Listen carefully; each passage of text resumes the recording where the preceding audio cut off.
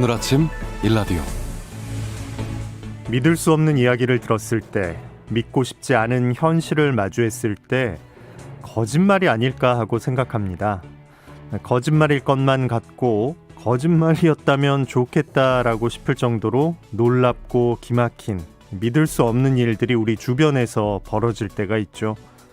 요즘 세상에 어떻게 그런 일이 있나 싶기도 하지만 믿을 수 없을 정도로 어렵고 힘든 일들 또한 여전히 존재하고 있습니다. 오늘 웃자고 꺼낸 가벼운 거짓말이 사람들 입에 많이 오르내릴 하루가 되겠죠.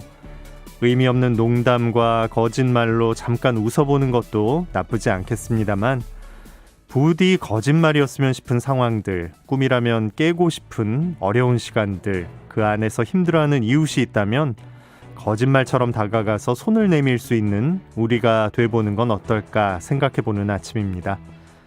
4월 1일 목요일, 오늘 아침 일라디오 출발합니다. 저는 아나운서 김재홍입니다.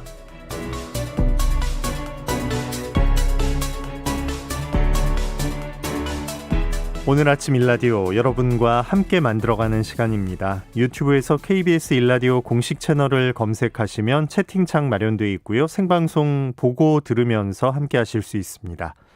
방송 들으면서 궁금한 점, 또 전하고 싶은 의견 있으시면 단문은 50원, 장문은 100원 드는 유료 문자 샵 9730으로 보내주시면 됩니다. 자, 오늘 목요일 퀴즈 마지막 힌트 드리는 날이죠. 세상의 모든 농수산물 퀴즈. 오늘의 힌트도 잘 들어보시고 정답 보내주시면 됩니다. 단문 50원, 장문 100원의 유료 문자 샵 9730으로 보내주시면 20분 추첨해서 농촌진흥청에서 제공하는 웰빙 혼합 잡곡 세트, 경기 농촌 융복합 산업 인증 제품인 사과즙 세트, 모바일 커피 교환권 등의 다양한 선물을 드립니다. 자, 이번 주 퀴즈 마지막 힌트 지금 드립니다.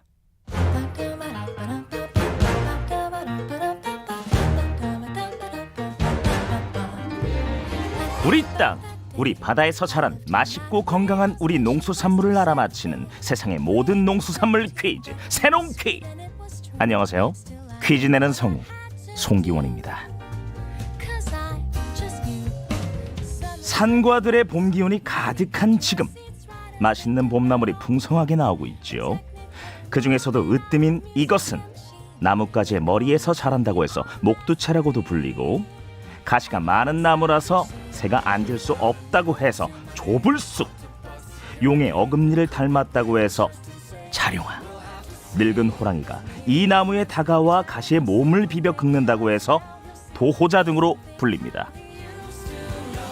남부지방에서는 3, 4월에, 그리고 중부지방에서는 4, 5월에 순이 나오는데, 땅에서 나는 이것은 나무 끝에 매달리는 이것에 비해 굵직하고 줄기가 붉은색을 띠는 것이 특징이죠. 뿐만 아니라 땅 이것은 참 이것과 달리 속에 미끈한 점액이 있기 때문에 식감도 차이가 있습니다.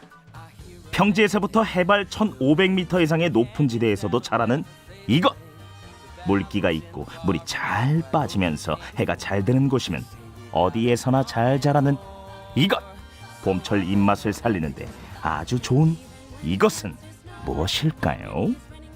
정답 아시는 분들은 단문 50원, 장문 100원이 되는 유료 문자 샵 9730으로 보내주세요. 20분께 행운의 선물을 드립니다.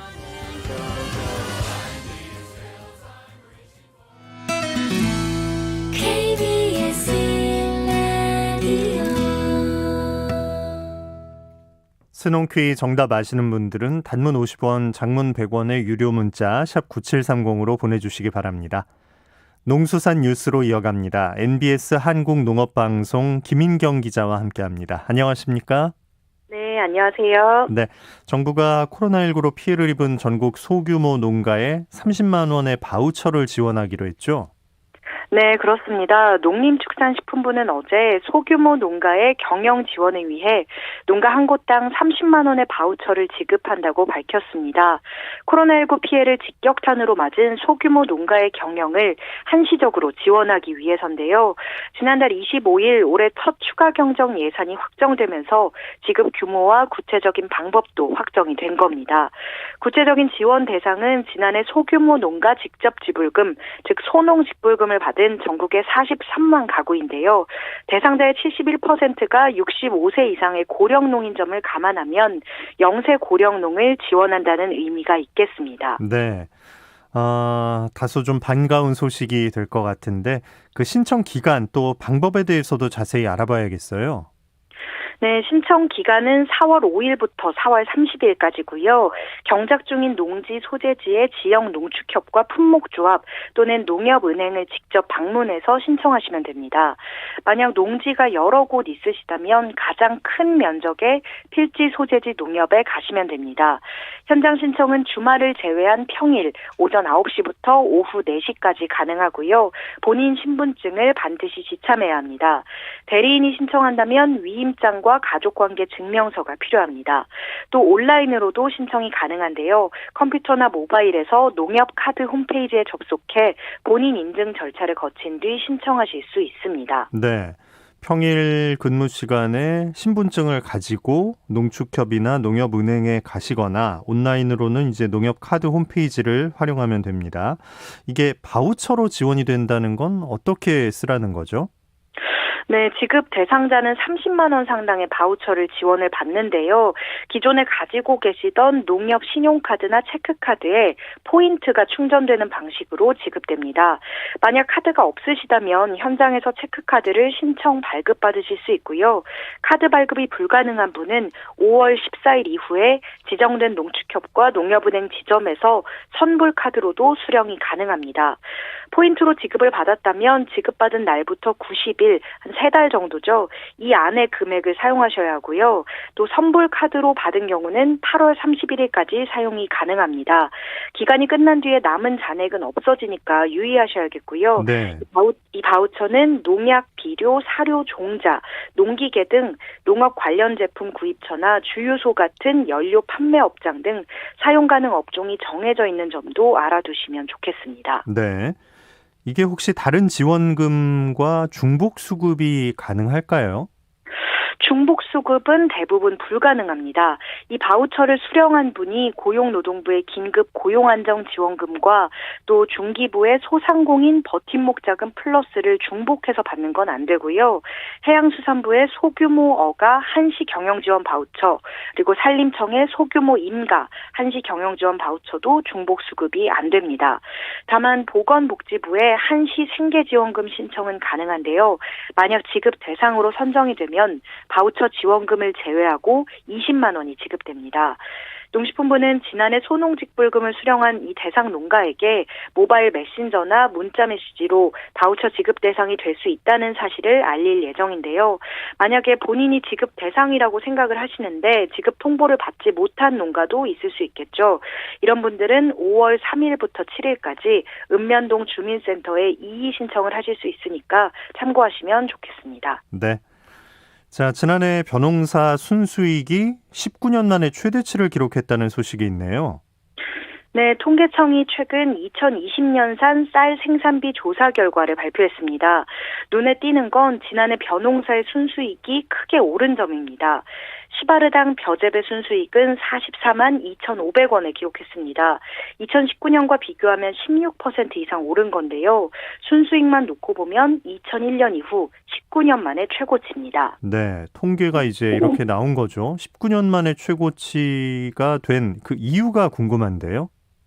네, 이렇게 수익성이 좋아진 건 지난해 산지 쌀값이 크게 올라서입니다.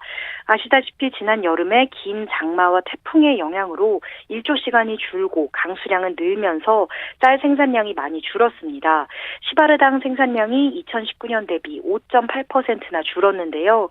이렇게 생산량 감소로 산지 쌀값이 오르니까 역설적으로 벼농가들의 수익성이 개선된 겁니다. 산지 쌀값은 지난해 4분기에 80kg 한 가마 기준 21만 6천 원대로 조사됐는데요.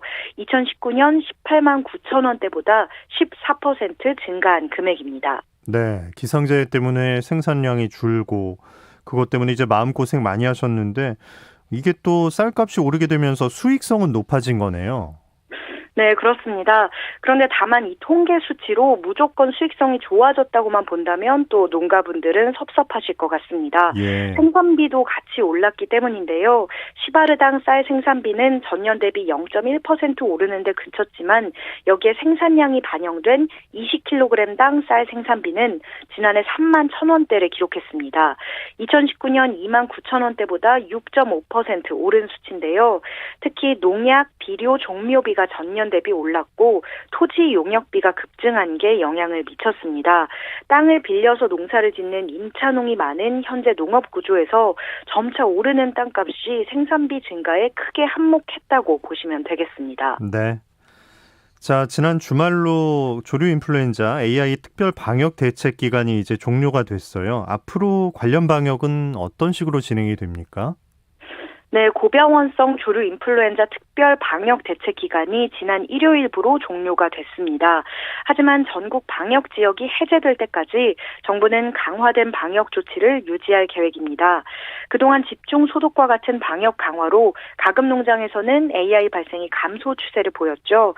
지난 1월에 하루 평균 1.3건 발생하던 것에서 2월에는 0.7건, 지난 3월 중순에서 말까지는 0.15건까지 대폭 줄었는데요. 그럼에도 여전히 간헐적인 발생이 우려되는 상황입니다. 그래서 농식품부는 방역 차량을 동원해서 항원 검출 지점, 토종 땅 농장, 산란계, 종계, 종오리 농장의 진입로 등을 일주일에 3번 집중 소독할 계획입니다. 또 감염 개체를 빨리 발견하기 위해서 검사 체계도 기존대로 유지를 하고요. 산란계와 오리, 토종 땅같이 AI에 취약한 축종에서 순환 감염이나 농장 간 수평 전파가 일어나지 않도록 방역 조치를 유지할 방침입니다. 네. 가축 전염병 관련해서 더 알아둘 점이 있을까요? 네, 소와 염소를 사육하시는 농가분들은 좀 귀 기울여서 들어주시면 좋겠습니다. 이번 달부터 전국의 소, 염소 농가를 대상으로 상반기 구제역 백신 일제 접종이 추진됩니다. 국내에서는 2019년 2월 이후에 구제역이 발생하고 있진 않지만 중국이나 베트남 등 우리나라와 교류가 많은 국가에서 발생이 꾸준히 이어지는 실정입니다. 만약 농가에서 백신 접종을 소홀히 한다면 언제든지 다시 발생할 수 있는 환경이라고 볼 수 있는 겁니다. 접종 기간은 오늘 4월 1일부터 5월 12일까지고요. 이 기간 동안 소와 염소 425만 4천 마리를 사육하는 전국 11만 7천여 농가는 반드시 구제역 백신을 빠짐없이 접종해야 합니다. 예, 다 같이 맞는 게 중요한데 이게 기다리면 와서 접종을 해줍니까? 아니면 직접 해야 하는 건가요?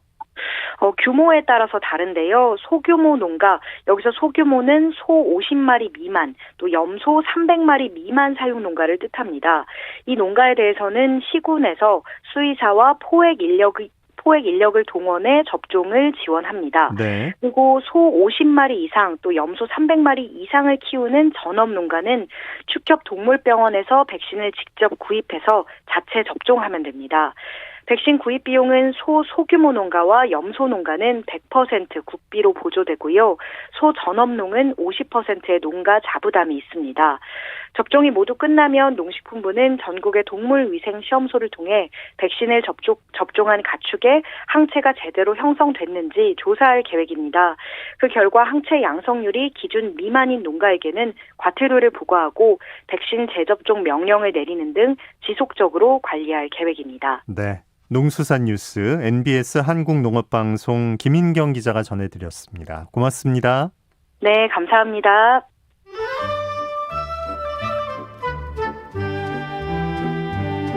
아침을 깨우는 정겨운 이야기가 있습니다. 매주 월요일부터 토요일 오전 6시 15분 KBS 오늘 아침 일라디오.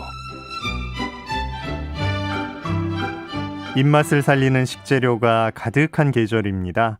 맛있고 건강한 농부와 어부의 밥상 이야기 자연밥상에서 함께합니다. 입맛음식가 하미현 대표와 함께합니다. 안녕하십니까? 네, 안녕하세요. 네, 지난주에 소라 얘기를 나눴잖아요. 네. 소라의 식감 어떤지 또 제주 바다를 떠올리면서 얘기를 들었는데 그 제주 평대리 앞바다를 지켜오셨던 해녀분들의 이야기도 직접 들려주셨잖아요. 요즘 어촌마을 분위기는 어떤지, 젊은 사람들이 좀 있는지, 평대리 상황은 어땠습니까? 평대의 상황은 다른 육지 마을들은 사실 요즘에 젊은 분들이 귀여를 많이 한다고 하는데요. 네, 평대리의 해녀 공동체 분들의 상황은, 많게는 70대, 80대까지, 물질을 하는 모습을 보면서 정말 깜짝 놀라기도 했어요. 예. 워낙 뭐 부지런하기로 유명한 그 해녀분들은 또 농부 일까지 또 하다 보니, 어떻게 저렇게 새벽부터 낮까지 저렇게, 일을 지치지 하실 않고, 수가 없거든요. 예. 네. 근데 좀 안타깝게도 아주 젊은 세대분들의 유입은 정말 좀 있긴 있다 하지만 많지는 않은 상황이고요. 원래 제주분이신데, 평대리로 시집을 온, 이장님의 아내라든지, 아니면 또 2세대로 이어가는, 따님이 한다거나, 그런 식으로 조금씩 이어가는 모습이 보였습니다. 네. 이 사람들이 다시 농사를 지으러 또 물고기를 잡으러 돌아가는 추세가 있긴 한데 그 네. 평대리 마을까지 이렇게 구석구석 찾아가는 또 그런 큰 흐름은 아닌가 봐요. 아무래도, 이 해녀 문화도 그렇고 그 입맛 음식법도 그렇고 좀 계속 이어졌으면 하는 바람이 있어서 잘 기록을 또 우리 하 대표께서 좀 해주시고 오래도록 이어갔으면 합니다. 오늘 관련해서는 그럼 어떤 음식 얘기 들어볼 수 있을까요? 네, 오늘은 이제 평대리에서, 그 다음에 또 제주도에서 이어가는, 입맛 음식도 있지만, 또 육지인 우리 강방곡곡에서 먹는, 우리 저번 시간에 왜 게소라, 참소라, 납작소라, 뿔소라, 백소라, 정말 소라도 이렇게 다양한 종류의 그 쌉싸래한 단맛에 봄의 맛이죠. 네. 이 소라 이야기를 했잖아요. 거기에도 더불어서 고등의 일종인 또 골뱅이까지 지금은 정말 다양한 이런 소라 종류들이 많이 이 음식들로 이어지고 있는데요. 그 중에서 잠깐 말씀드렸던 이 평택에서 배웠던 이 게소라로 해 먹던 볶음부터 그다음에 뿔소라로 해 먹던 뿔소라 회 요걸 잠깐 소개를 하겠습니다. 예.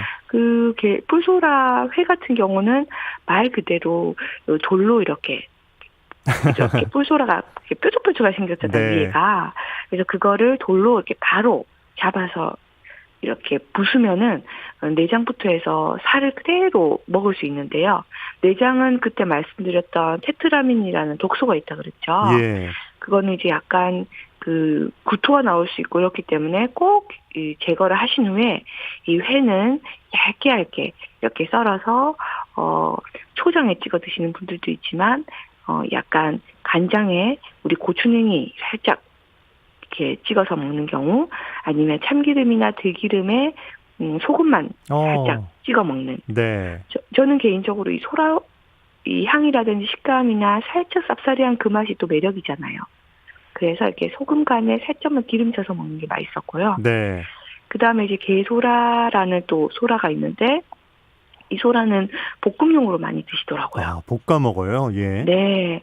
그래서 고추랑 마늘이랑 대파랑 통깨만 넣고 우리 왜 소라는 너무 많이 삶거나 찌면은 딱딱해진다 그랬잖아요. 예. 그래서 찜기에 한 약간만 쪄가지고 한 2분 정도, 2분 내로 쪄야 돼요. 이렇게 쪄서 이렇게 젓가락이나 포크나 이런 걸로 이렇게 싹 꺼내면은 내장은 끊어지고 이렇게 밖으로 나오니까 그거에 이만 이렇게 빼내고 말씀드렸던 채소들 넣고 많이 볶지 마시고 살짝만 볶아서 드셔도 이 채소의 그 단맛이나 향이랑 같이 섞여서 잘 어울립니다. 네, 회는 이제 얇게 썰어 먹으면 되는데 볶음할 때는 크기를 어느 정도로 자르면 좋아요?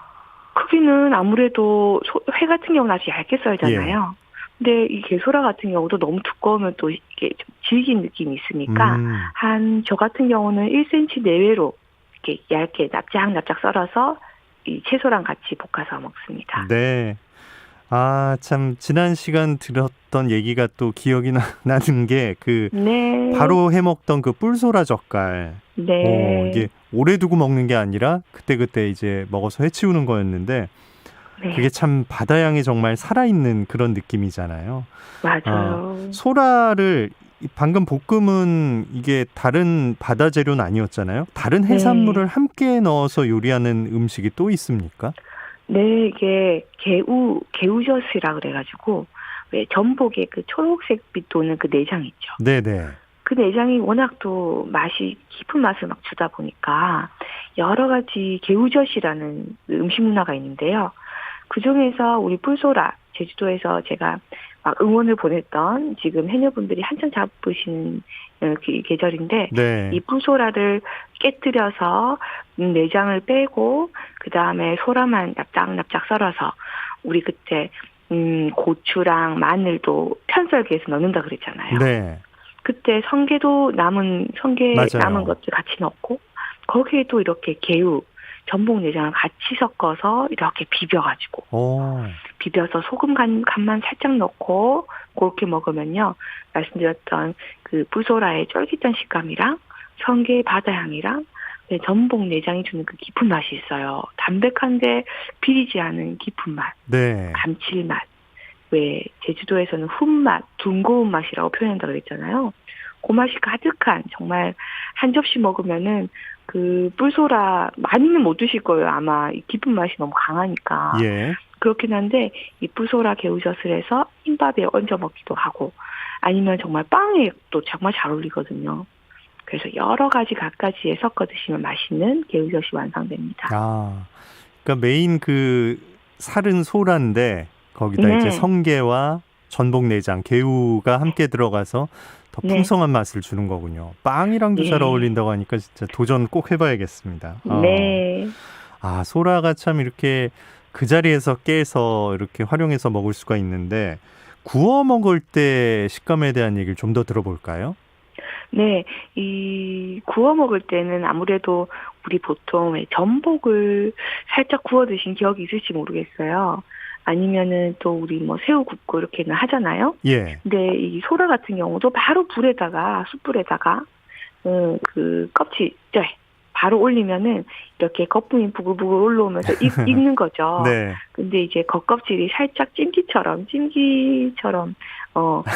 바짝 그 바로 면에다 구워지는 게 아니라 살짝 네. 수분감을 머금고 있어서 소라를 바로 구워서 껍질에서 싹 바로 까서 한 입 딱 씹어 먹는 맛은 정말 그 육수가 그 바다의 짭조름한 맛까지 섞여가지고 정말 감칠맛이 가득했습니다. 네. 그래서 소라구이로 드시는 것도 정말 추천드려요. 아, 이제 날도 좀 풀리면서 야외로 캠핑 가는 분들 많을 텐데 뿔소라 이거 네. 택배로 받으셔가지고 그대로 캠핑장에서 불 위에 올려서 드시면 되겠네요. 맞아요. 예. 네. 아, 해녀분들이 이제 바다에 들어갈 때는 이게 꼭 뭘 골라오실 때도 있지만 여러 종류를 이렇게 망에 담아서 올라오시는 그런 장면을 상상하게 되는데 특색 있는 입맛 음식들, 해녀분들의 입맛 음식도 뭐가 있었나요? 해녀분들의 음식은 저번에도 우리가 왜 초봄에 먹는 아주 사려한 맛의 솜도 있다 말씀드렸고 그 성게도 같이 올라오고요. 네. 그다음에 조개는 실은 해녀분들이 조개 쪽보다는 아까 그때 말했던 오분자기 전복보다 작은 알 있는 부드러운 맛이 있잖아요. 네. 그 오분작이나 그다음에 전복 또 가끔은 올라오는 해녀분들의 그 문어, 그 제주도의 문어는 좀 작잖아요. 크기가. 그래서 그렇게 갖가지 해산물이 잡히고요. 이 해녀분들의 음식 말고도 육지에서는요. 지금 소라과보다는 말씀드렸던 고등의 일종인 왜 골뱅이. 우리 왜 내장까지 같이 먹는 백골뱅이도 굉장히 유명했었잖아요. 예. 네. 이 골뱅이로 만들었던 입맛 음식이 저는 너무 특별했는데 네. 이건 한번 입말로 직접 들어보겠습니다. 30년 전에 어렸을 때요. 서로 이렇게 까내미 삶아서 주면은 서로 이렇게 나눠서 먹고 이랬었어요. 그때는 안 썼어요.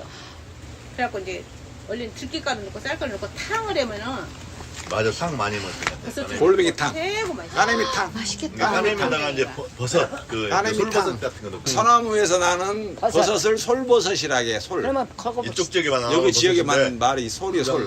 맛있어. 느글느글한 위에 가지고 부드러워가지고. 들깨랑 버섯을 넣고 탕을 드셨구나.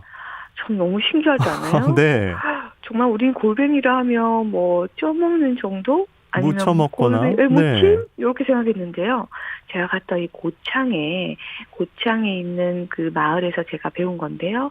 까내미 솔버섯탕이래요. 예. 이름도 참 정겨운데 까네미가 골뱅이를 말했다 그러고요. 네. 여기는 논이 굉장히 많은 마을이었는데 바로 앞에는 또 바다까지 있어서 이맘때쯤엔 논에서 난 그 작물이랑 논 밭 작물과 바다 마을에서 난 조개라든지 여러 해산물이나 그 생선을 같이 물물 교환하듯이 바꿔서 많이 드셨다고 하더라고요. 예. 그래서 이 숲에서 나는 소나무가 많은 또 곳이니까 그 소나무에서 나는 버섯인 솔버섯이랑 그 다음에 이 까네미라고 하는 골뱅이랑 그 다음에 이 들깨나 여러 가지 채소를 같이 넣고 탕을 해 드셨다. 그래서 그 맛이 버섯의 향과 그 까느미의 그 쫄깃한 맛이 잘 섞여서 아주 특별한 고창만의 맛이 있었습니다. 뭐 얘기만 들어도 좀 든든해지고 뭐 좀 그렇죠. 건강해질 것만 같은 그런 느낌이 들어요. 그 외에도 또 경상도 지역에 가면요. 네. 김천 지역에서는 조개라든지 아니면 이 고등과의 이 골뱅이라든지 아니면은 우리 그 고등들 그런 것들 이 논밭이나 논이라든지 아니면 개울에서 많이 잡힐 때 네네. 그걸 가지고 방아잎 혹시 방아잎 드셔보셨어요? 예, 방아. 예. 네, 맞아요. 그 방아를 이 경상도 쪽은 정말 우리가 보면 향신료죠, 허브죠. 그 방아 넣고 많이 먹는데 네. 이 고등 들깨찜, 그 골뱅이도 넣기도 하지만 이 들깨찜에는 방아잎이나 고사리 거기에 또 소고기도 조금 썰어 넣고요. 네. 거기에 들깨를 굉장히 듬뿍 넣습니다. 그래서 또 콩나물을 넣기도 하고요. 그래서 약간 우리 말하자면 해산물찜 비슷한데 들깨찜이라고 상상하시면 될 정도로요. 네. 채소 가득 거기에 고사리, 그 방아잎까지 가득해서 조개라든지 골뱅이 아니면 고등과의 작물들을 이렇게 그 일종의 그 소라 품종들을 많이 넣고 경상도에서는 들깨찜을 해 먹는 음식도 있습니다. 야. 그러니까 이게 보통 해물찜은 콩나물 뭐 이런 거 많이 넣는데 여기에는 네. 이제 방아잎으로 고사리로 네. 또 그 균형을 맞춰준 거네요. 네, 정말 들큰하고요. 그 표현을 하자면 맛이 이 육수의 맛은 필요 없죠. 어차피 이 소라라든지 그 골뱅이라든지 고등과에서 나는 네. 그 향긋한 향이 있잖아요. 네. 그거에 방아잎이나 고사리에 또 그 쫄깃한 식감들이 막 섞여서 저는 정말 잊을 수 없는 그 소고기까지 나오니까 아주 고급 음식이었다고 하시더라고요. 네. 그래서 저도 종종 한 번씩 해먹는 음식이기도 합니다. 네. 봄에 봄나물도 꼭 먹어야 하지만 진짜 이 소라 종류로 네. 그 쌉쌀한 맛으로 진짜 봄을 느끼고 우리 몸을 또 일깨우는 그런 방법을 듣고 있습니다. 이제 쭉 입맛 음식 그 지역마다 어떻게 드셨는지는 배웠는데 네. 자, 오늘 내가 당장 주문했다. 집에서 네. 어떤 식으로 좀 요리해 볼까 제안을 해 주신다면요? 네, 아마 막 이렇게 처음에는 돌로 깬다라는 게 뭐 그거 어떻게 깨 이런 분들이 있으실 텐데요. 그럴 경우는 찜기에다가 넣고 말씀드렸듯이 한 2분 내외로 해서 네. 꺼내서 알을 싹 발라내서요. 내장 빼고요. 쏭쏭 썰어서 나물밥 우리 왜 소라를 넣고 나물밥 그때 해먹는다고 나물밥 해먹는 자리에 소라를 위에다가 우리 마지막 뜸 들일 때 살짝 올려주시고요. 네. 나물밥 할 때 요즘에 냉이밥도 해 드시고 여러 가지 넣으시는데 그때 나물밥 위에 소라를 살짝 얹어서 해 드셔도 마지막에는 이제 양념장은 간장에 참기름 그런 장에다가 살짝 끼얹어서 드셔도 너무 잘 어울리고요. 반찬이 필요 없겠네요. 예. 네, 나물이랑 소라도 아주 잘 어울려요. 네. 그렇게도 잘 어울리고 그 다음에 이 소라를 왜 우리 낙지 넣고 해먹는 타코 와사비라는 음식 있죠. 예. 그때도 낙지 대신 이 소라를 쏭쏭쏭 썰고 거기에 이제 무순 넣잖아요. 네. 무순에 그다음에 고추냉이 넣고 와사비 혹은 고추냉이나 와사비 그다음에 약간의 간장 그다음에 소금만 넣고 우리 타코 와사비 해먹듯이 소라 와사비 해 드시면 아주 잘 어울립니다. 술안주로 좋겠어요. 예. 맞아요. 그리고 좀 절여놓으면 이거는 한 1주에서 2주까지도 드시니까 네. 냉동해 두셔도 되고요. 네. 그 다음에는 이제 우리 간장게장 해 먹듯이 이 소라장을 해 먹어도 오래오래 두고 그 양념장까지 끝까지 드실 수 있는 소라장도 완성이 됩니다. 네. 아, 참, 이 얘기 나누다 보니까 고창도 가보고 싶고, 김천도 가보고 싶고, 제주는 더 말할 것도 없고, 이렇게 네. 꽃 피고, 날씨 좋고, 바다 바람마저 지금 좀 포근하게 느껴질 그럴 때인데, 네. 이런 각 지역의 느낌을 다 받을 수 있는 맛 좋고 건강한 얘기, 해산물 이야기 오늘 함께 했습니다. 이말음식가 하미연 대표와 함께한 자연밥상이었습니다. 고맙습니다. 네, 고맙습니다. 네, 날씨 알아보겠습니다. 4월 첫날인 오늘 따뜻한 봄 기운을 느낄 수 있습니다. 아침 공기도 무척 포근한데요. 한낮엔 서울이 24도, 광주 22도, 대구 19도, 강릉 17도까지 오르겠습니다. 일교차가 여전히 10도 이상 크게 벌어지니까요. 옷차림 신경 쓰셔서 체온 관리는 잘 하시기 바랍니다. 제주에는 잠깐 비 소식이 있고 강원 영동 지역엔 사흘째 건조주의보가 내려져 있습니다. 정선과 양구에서 산불이 나기도 했죠. 동쪽 지역은 메마른 날씨에 또 바람도 많이 불기 때문에 불씨 관리에 각별히 신경을 좀 쓰셔야겠습니다. 오늘 아침 일라디오 함께하고 계십니다. 지금 시각은 6시 45분입니다. 정상근 기자와 함께합니다. 안녕하십니까? 네, 안녕하십니까? 네. 코로나19가 어제 또 500명을 넘겼죠? 네, 그렇습니다. 이 나흘 만에 500명대를 다시 넘겼는데요. 모두 506명이 나왔고요. 40일 만에 가장 많은 확진자가 나왔습니다. 네. 그리고 오늘은 그보다 더 많이 나올 것으로 예상이 되고 있습니다. 이 주목할 만한 부분은 수도권 확진자가 287명으로 여전히 많기는 했지만 이 수도권 외 지역에서도 200명이 넘는 확진자가 나왔다라는 것입니다. 전국적으로 확진자가 늘고 있다라는 의미이고요. 이 세종시에 위치한 학교 4곳에서 학교와 학생과 선생님들이 잇따라 감염돼서 19명이 확진 판정을 받았고, 이에 시교육청은 해당 학교들의 등교 수업을 중단하고 원격 수업으로 대체했습니다. 그리고 부산에서는 유흥업소를 매개로 한 확진자가 계속 늘어나면서 누적 120명에 근접을 했습니다. 이 서울에서도 강북구 어린이집에서 5명이 양성 판정을 받는 등 확진자 수가 점점 많아지고 있는데요. 이 날이 따뜻해지면서 이동량이 늘어나고 또 비수도권의 경우에는 사회적 거리 두기가 완화된 데다가 또 변이 바이러스의 지역 발생량도 많아지면서 확산 우려도 커지고 있습니다. 한편 이 서울 여의도 벚꽃길이 어제부터 통제가 됐는데요. 이 매년 많은 인파가 모이는 이 윤중로 벚꽃축제는 올해도 열지 못하게 됐습니다.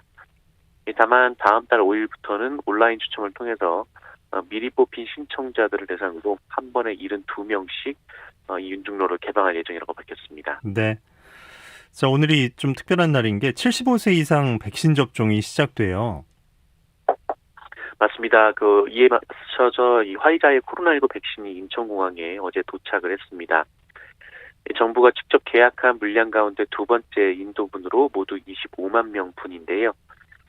이 백신들은 초저온 물류센터로 곧바로 이송됐고 오늘부터 75세 이상 어르신들의 접종에 쓰입니다. 네. 이 접종 대상자는 1946년 12월 31일 이전 출생자이고요. 노인시설 입소자와 종사자 등은 연령과 상관없이 접종을 합니다. 이 화이자 백신은 유통이 매우 까다롭기 때문에 이 접촉센터에 가서 접종을 해야 되는데요. 이 서울 8곳, 경기도 5곳, 부산 2곳, 광주 3곳 등 전국의 46곳의 센터가 설치가 됐습니다. 만성 질환이 있더라도 접종하는 것이 더 득이 된다라는 게 전문가들의 공통적인 의견이고요. 또 접종 전에 예진표를 꼼꼼히 작성을 하고 만약에 당일 건강에 이상이 있으면 접종을 피해야 합니다. 네. 그리고 정부는 어린이집에 근무하는 보육교사들을 대상으로 이달부터 월 1회 코로나19 검사를 받도록 했고요. 8일부터는 장애아동을 돌보는 어린이집 교직원들을 시작으로 이 코로나19 백신 접종도 시작하기로 했습니다. 네. 정부에서는 도심 고밀도 개발 후보지를 발표했군요. 네, 이 정부는 서울 4개구 21곳에서 이 저층 주거지나 역세권 준공업지역 등을 이 고밀도 주거지역으로 개발할 예정입니다. 그리고 어제 개발 후보지를 발표했는데요. 이 영등포구와 은평구, 도봉구, 금천구 등으로 이들 후보지에서 공급될 물량은 약 2만 5천여 호로 판교 신도시 수준이라고 합니다. 하지만 하지만 주민들이 동의할지가 의문입니다. 이 정부는 민간 개발보다 용적률을 높일 예정이라서 사업성이 좋아지기 때문에 이 주민의 동의를 얻을 수 있을 것으로 자신했습니다. 또 하나 우려가 되는 것은 투기 수요인데요. 정부는 이상 거래가 포착될 경우 국세청과 경찰청에 수사를 의뢰하는 등 이 투기 수요를 차단하겠다라고 강조했습니다. 네. 더불어민주당은 부동산 정책 실패에 대해서 사과를 했다고요? 네, 이 재보궐선거에서 지금 여론사상으로는 고전을 면치 못하는 민주당이 이 악화된 부동산 민심에 정책이 실패했다며 거듭 사과를 했습니다. 이낙연 공동 상임선대위원장은 정부 여당이 주거의 현실을 제대로 보지 못했고 정책을 세밀히 만들지 못했다라며 여기에 LH 사태에 대한 국민 여러분이 느끼시는 분노와 실망이 얼마나 크고 깊은지 아프도록 잘 안다라고 밝혔습니다. 그리고 실패를 보완하겠다라면서 50년 만기 주택담보대출 국가보증제를 추진하겠다라고 했는데요. 기존 30년 만기 대출보다 월 상환 부담금이 크게 줄 것이라고 했습니다. 그리고 생애 첫 주택 구입 시 대출 규제 완화, 아파트 공시지가 인상률 조정도 검토하고 있다라고 밝혔습니다. 네. 오세훈 후보는 내곡동 관련 의혹에 대해서 입장을 바꿨죠? 네, 어제 관훈 토론에 참석한 오세훈 국민의힘 후보는 자신이 내곡동 땅에 대한 존재 자체를 몰랐다라고 한 해명이 잘못됐다라고 밝혔습니다. 오세훈 후보는 반성하게 된다면서 그 표현이 빌미가 된 것 같다라고 했고요. 이 정확한 표현은 존재를 몰랐다가 아니라 제 의식 속에 없었다라는 것이라고 말을 했습니다. 오세훈 후보는 자신이 거짓말을 한 것은 아니라면서 표현을 잘못한 것이 그렇게 큰 죄가 되나라고 주장했습니다. 또 내곡동 땅 측량 현장에 입회했냐는 질문에 안 간 것은 분명하지만 사람 기억력이 믿기 못 된다라고 밝혔고요. 이 문제가 제기되면서 처가가 패닉 상태다라고 주장했습니다. 한편 어제 오세훈 후보는 자신의 재임 기간 벌어진 용선 참사와 관련해서 송구하다, 책임을 느낀다라면서도 이 참사의 원인을 철거민들의 과도한 폭력 행위 때문이라고 주장하기도 했습니다. 네. 자, 김상조 전 청와대 정책실장이 전세금 올린 것 때문에 논란이 있었는데 좀 살펴보니까 비슷한 일들이 국회의원들 사이에도 많았다고요. 네, 이 전월세 상한제는 전월세를 다시 계약할 때 일정 수준 이상은 올리지 못하게 하는 법입니다. 그런데 국회에서 이 법이 통과되기 전에 이 몇몇 국회의원들이 전세금을 올려서 논란이 되고 있는데요. 해당 법안을 대표 발의했던 박주민 더불어민주당 의원도 이전의 세입자가 나가고 새로운 세입자가 들어오면서 이 보증금을 낮추는 대신 월세를 올렸습니다. 이전에는 3억에 100이었는데 이 새로운 계약자에게 1억에 185를 받은 건데요.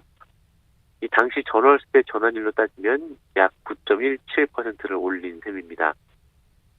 박주민 의원은 이 법이 통과되기 전에 계약을 마치다가 또 새로운 임차인을 상대로 한 계약이기 때문에 위법사항은 아닙니다만 이 비판을 받았습니다.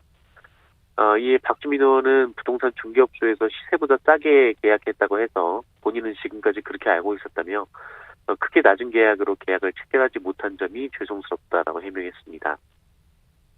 그리고 조홍천 더불어민주당 의원은 법 시행되기 한 달여 전에 9.3% 전세금을 올렸고요. 송기현 의원은 무려 26%나 올렸습니다. 그리고 주호영 국민의힘 원내대표 역시 23.3% 올렸는데요. 모두 임대차 3법 이전에 얘기된 것이다라고 주장했습니다만 논란이 이어지고 있습니다. 네. 자, 청학동 서당 학폭 논란 얘기해 주신 적이 있는데 그때 서당 쪽에서 아이들에게 노동을 시켰다 이런 의혹도 제기가 됐어요? 네, 이 지리산 청학동 서당에서 벌어진 엽기적이고 또 충격적인 폭력이 많은 국민들을 충격에 빠뜨렸었는데요. 그런데 제보자들은 이 학생끼리의 폭력보다 이 서당 원장의 폭행과 갑질이 더 심각했고 아이들이 마치 노예처럼 살았다라고 주장했습니다. 이 서당 원장이라는 사람이 아이들에게 대든다고 때리고 또 말이 안 통한다고 폭행을 하고 또 일을 하라며 뺨을 때렸다고 하는데요. 이 여학생 기숙사를 짓는다면서 아침부터 저녁까지 그 공사장에서 벽돌과 시멘트를 나르게 하는 등 이 종일 강제노동도 시켰다라고 합니다. 그리고 하수도가 막히면 학생들이 땅을 파서 뚫어야 했다라고도 하고요. 이 서당이라는 곳이 학부모들이 매달 90에서 130만 원을 교육비로 지출하고 있는 곳인데요.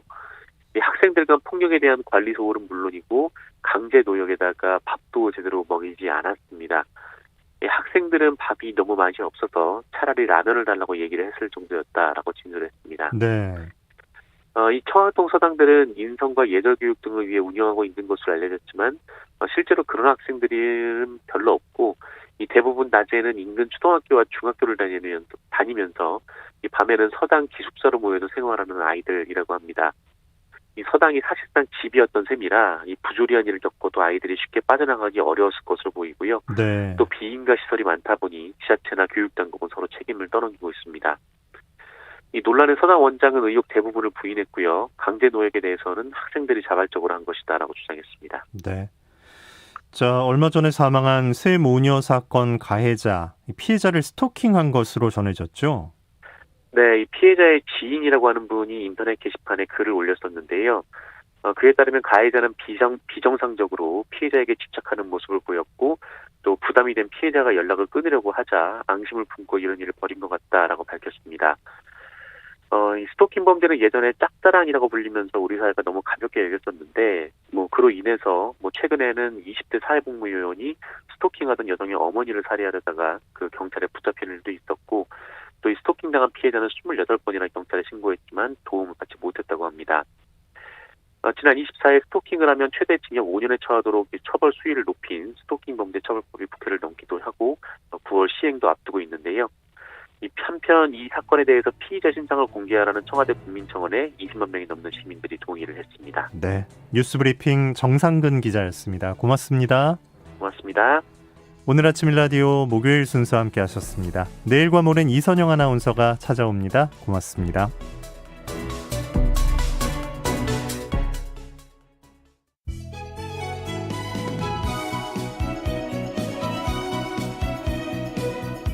안녕하세요. 바른말 고운말입니다. 우리말 관용구에 반나마 늙다라는 말이 있습니다. 이것은 인생의 반 이상이